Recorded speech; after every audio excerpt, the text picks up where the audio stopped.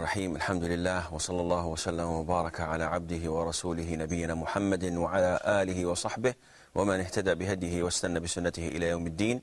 Assalamu alaikum wa rahmatullahi wa barakatuh, and welcome to Lessons in Fiqh. Hadith number 114 is in the chapter that deals with tayammum. And we have 3 or 4 hadiths, inshallah, to conclude this chapter. And most of them are not authentic, yet we have to go through them and tell you which one is not authentic, and if there are any issues connected or related to these hadith. Hadith 114, brother. Narrated Ibn Abbas radiyallahu anhuma regarding the explanation of the words of Allah, and if you are ill or on a journey, handfuls of water on your head. Okay, this hadith is not authentic. Now, Ibn Abbas, as you all know, is the cousin of the Prophet ﷺ, and he was one of the great scholars of Islam. The Prophet ﷺ prayed to Allah to make him one of the scholars of Islam, and he became indeed one of them. He is telling us the reason of the verse, of this verse. Why was it revealed? But because it is not authentic, so we should not go through it and explain it. It's enough for us to know that not only when a person is injured or fearing death that he's allowed to perform a dry ablution, tayammum. No, even if he's not fearing death, if he has something that prevents him from using water, such as in the case of a person with burns or with injuries, and he cannot wash them, then it's okay for him to perform tayammum. The following hadith, 150. Please. Bismillah ar-Rahman ar-Rahim. Narrated by Ali, may Allah be pleased with him. One of the bones in my forearm was broken, so I asked Allah's Messenger sallallahu alaihi wasallam concerning purification in this condition, and he ordered me to wipe over the bandages. Now this hadith is regarded by scholars as batil, which is not even weak. This is completely out of the question. It's regarded as unauthentic at all. Now, Ali ibn Abi Talib is the cousin of the Prophet ﷺ and his son-in-law. And he asked him about the time that he had a broken arm and what to do. The Prophet, as in this hadith, he told him to wipe over the bandages. The hadith is batil. It's not correct. So, does that mean the verdict itself is incorrect? No, the verdict itself is correct. Scholars say that in the case of a bandage or a cast that you put on your broken arm or foot, you may wipe over it. Other scholars say, no, you have to perform tayammum. Why? They say because this area cannot be washed. So whenever there is we cannot wash a particular part of the body, then we have to go or refer to tayammum. But this hadith falls in line with other hadiths, and it's authentic. That is, when a person has a bandage or is wearing a cast and he cannot wash what's under it, he may perform ablution, normal ablution, when it comes to the cast or to the bandages or to whatever covering the body, he may rub or wipe over it. And this suffices, and it does the job. Now, scholars, when talking about the subject, said that it's resembling wiping on the khuf, wiping on the socks and shoes. And actually, there is no resemblance in the sense that there are many differences. For example, Brother Zaki, how many days can a traveler wipe over the shoes? In who get travel or when he's traveling? in 3 days. 3 days and 3 nights. And a resident could only wipe for 1 day and 1 night. In the case of a cast, you may wipe over it for as long as it's there, a month or 2. So there is a difference, right? Okay. Now, can I wipe on my shoes or socks if I wore them while not on the state of ablution, tahara? I have to perform ablution and then wear my socks or shoes on the state of purity so that I can wipe over them whenever I need to. In the case of cast, I don't have to be on a state of ablution of tahara, because it's not up to you when to break your arm or break your leg. It's an emergency. It took place, it happened, and they put the cast and fixed my arm or leg. But I can't tell them, wait, before you put the cast, I want to perform ablution, because this is a necessity. It's a different story altogether. In the khuf, socks or shoes, it has to cover the whole foot. In the case of cast, it can cover half of the arm, which means that I have to wash the uncovered part and wipe over the covered part. In shoes or socks, I cannot do this because I cannot wipe on the slippers.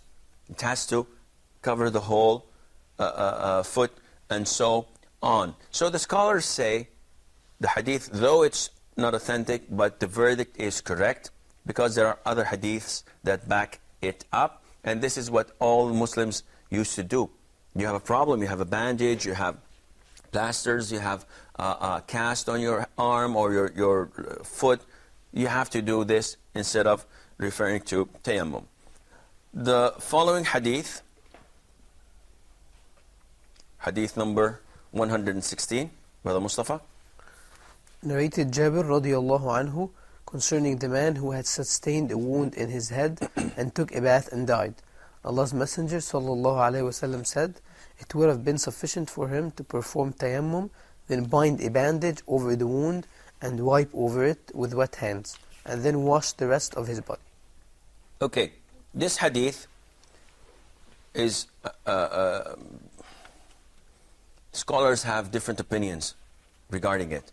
Some say it's unaccepted, unauthentic. Some say it's hasan.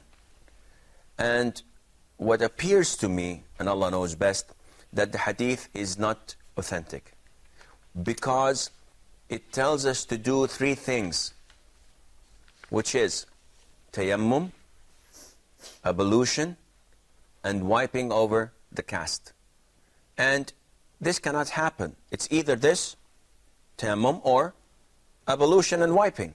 But you can't join both, as the Sunnah did not bring us any other examples similar to this. So what appears is that you either can perform ablution or you cannot. So if you cannot, then it's enough for you to perform tayammum. Let's assume that a person has his whole arm, God forbid, covered with burns, severe burns. You cannot put bandages, you cannot put a cast on it, and at the same time you cannot put any water to it. So what to do? According to this hadith, you should perform tayammum. And then you should wash the other limbs of wudu that you can. And if there are bandages on it, then you should wipe on the bandages. But this is not the case, because if there were bandages, then that would have been enough for me to wipe. No need for tayammum. Therefore, it's either tayammum or ablution. And in this case, because you cannot perform complete ablution, then tayammum would be sufficient and would be enough for a person to do this. And inshallah, this is the most authentic verdict of the scholars regarding not joining tayammum and ablution at the same time. It's either this or that. The following hadith, hadith 117. Narrated by Ibn Abbas, may Allah be pleased with them, it is the sunnah that a person should not pray more than 1 prayer, with 1 tayammum. Then he should perform tayammum for the next prayer. Okay, this hadith is regarded as da'if, it's weak. Now, but is the meaning correct? Is the meaning correct? Do you think the meaning is correct? Why is that? Because they can perform more than one prayer at the same time. Okay, he can perform More than one prayer at the same time, as long as he keeps yes. his wudu. We mentioned this a while ago, and we said that it is completely substituting for wudu. If you don't have water, then tayammum exactly takes the place of tayammum in all means. So once, the minute you perform tayammum, then you are in the state of purity that allows you to pray. As long as you did not nullify this state, you may pray 1, 2, or more prayers with the same previous first tayammum you have done. The hadith itself is not authentic. So we don't have to waste our time studying it. Now, we move on to a chapter that is one of the most difficult chapters of fiqh to some scholars, which is the chapter of menstruation. And why is it so difficult? Simply because it is not a man's job. Yeah. There are things that, okay, I can figure out things like this or that, but when it comes to menstruation, I could base my thinking on the hadiths that I have before me. But then there are things that I cannot realize. Therefore, usually, generally speaking, women are the best to advise each other in this matter. We get sisters calling in and saying that I have this and I have that and I did this and I did that. And it's not embarrassing because this is religion. You have to ask about religion. But at some point, one has to refer to his wife or to his sister to ask them, what do you think? Because it's a handful of hadiths, and scholars have so many different verdicts regarding this subject. So many. It's beyond, sometimes it becomes beyond recognition. It's confusing. Shaykh Ibn Uthaymeen, may Allah have mercy on his soul, one of the greatest scholars of our recent modern time, said that it's very easy. Always go back to the basics. Don't confuse yourself. Don't put and indulge yourself in the differences of scholars.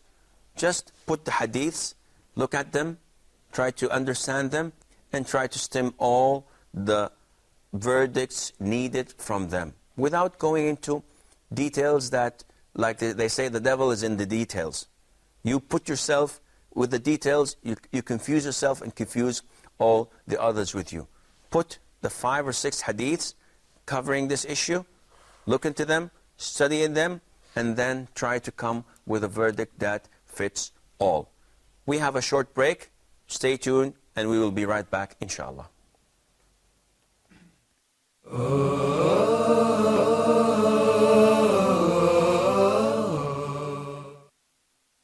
Assalamu alaikum warahmatullah, and welcome back. Just before the break, we talked about the new chapter, and it's a horror chapter. You should be really careful when walking this minefield, but inshallah it's not that difficult.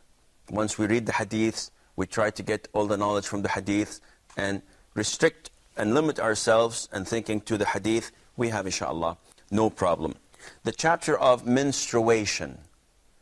Menstruation in Arabic means, Mustafa? Al-Hayd.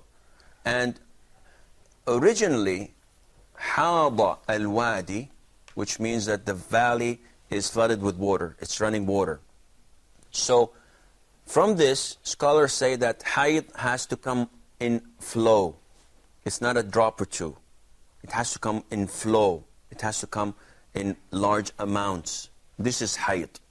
And this helps us a lot when some of the sisters call and say, I had a drop or two. So should I refrain from praying and fasting? The answer would be no.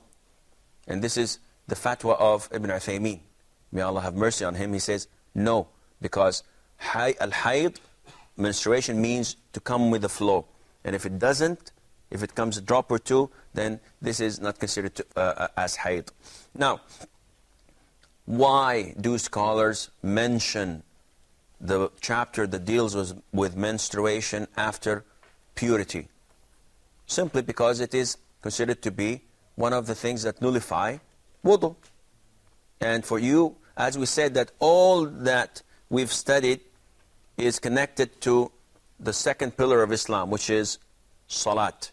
So the types of water, the containers of water, and if it makes it pure or impure, and the types of water as regarding najas, tahir, how to perform ablution, how to perform ghusl, obligatory bath, what to do in the absence of water, tayammum, and what to do when answer the call of nature, how to clean oneself, the manners of it. All of this is connected to prayer.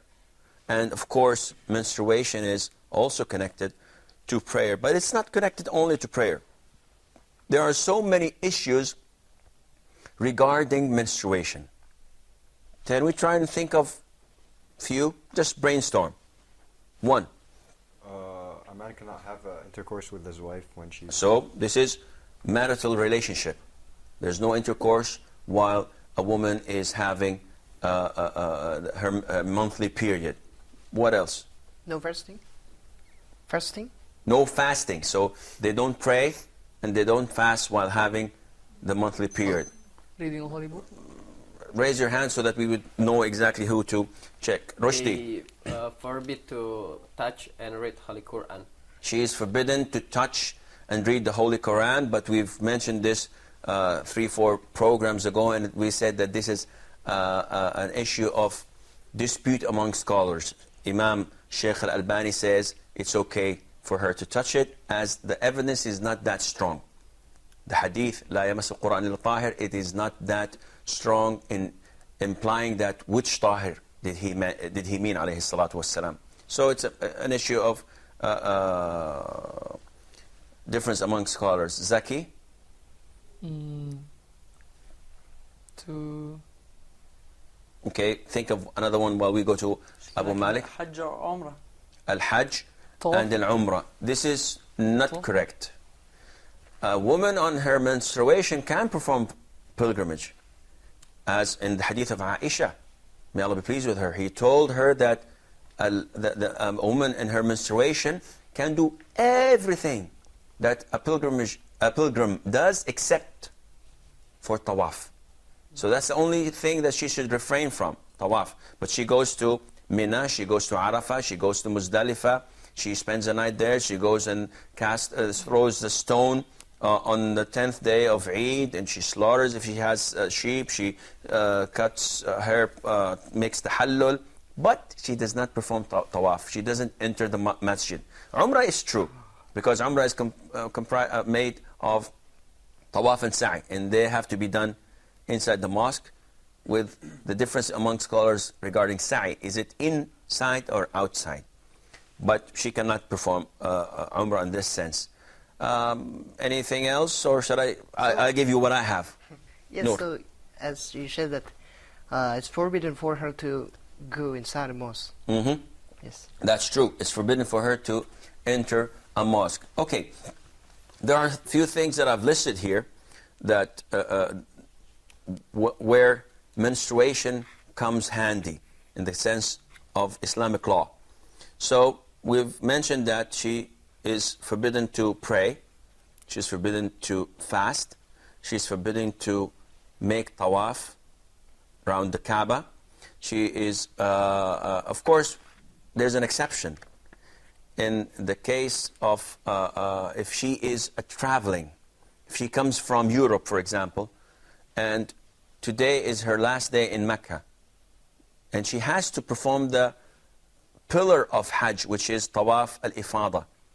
Yet she has her monthly period. So what can she do? If she goes back home, then she did not complete the Hajj, and the Hajj is void.